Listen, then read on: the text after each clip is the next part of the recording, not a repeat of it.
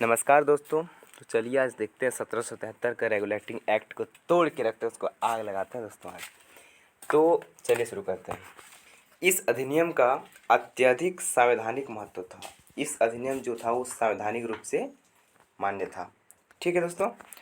अब देखिए दोस्तों, भारत में ईस्ट इंडिया कंपनी के कार्यों को नियमित और नियंत्रित करने की दिशा में ब्रिटिश सरकार द्वारा उठाया गया ये पहला कदम था। यानी कि जो कंपनी विकसित हो रही थी, फल फूल रही थी इंडिया में, उसको जो ब्रिटिश भारत है, सॉरी दोस्तों, ब्रिटिश जो देश है, वो इस कंपनी को नियंत्रित करने के लिए, अपने कंट्रोल में रखने के लिए उठाने वाला ये पहला कदम था।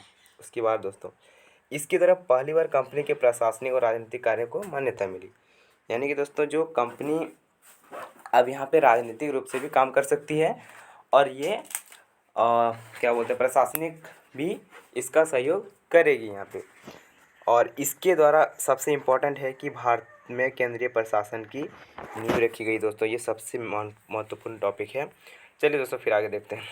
जो इस अधिनियम में, इसमें जो सबसे इम्पोर्टेंट है वो है इसकी विशेषताएं।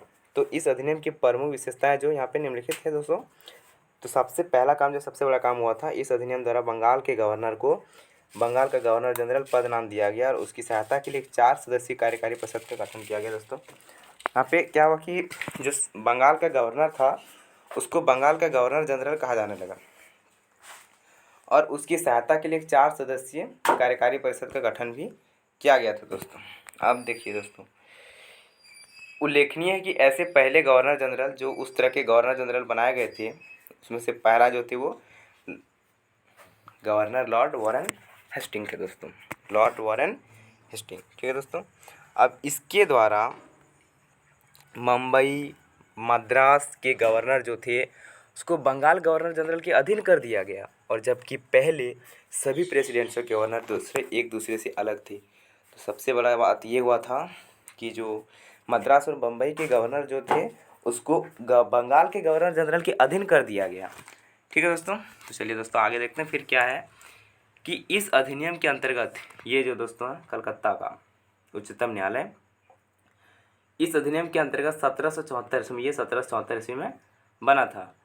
उच्चतम न्यायालय की स्थापना की गई जिसमें मुख्य न्यायाधीश और 3 अन्य न्यायाधीश थे। दोस्तों उम्मीद है दोस्तों अच्छे से समझ आया होगा ये।